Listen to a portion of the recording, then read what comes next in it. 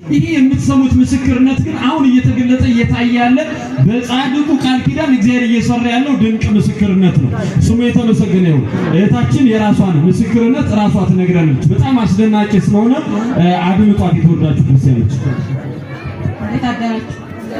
ከ6 ወር በፊት የ9 ወር ከ15 ቀን ተጠምሜ ሐኪም ቤት ልጅሽ አርፋለችና ኦፕራሲዮን እናደርግሻለን፣ አንቺም በእት አትርፊም፣ ደም በጣም የሚፈስሽ ማጸንሽም ሊወጣ ይችላል አሉ።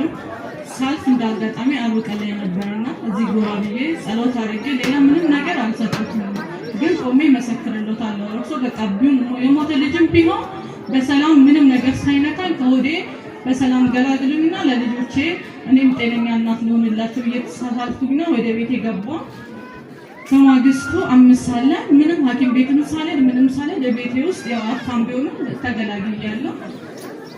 እና እግዚአብሔር ደግሞ ጤነኛ እንዲያሳክፈኝ ጸሎታችሁ ቤት ይገርማችሁ። ይኸው እንደምትመለከቱ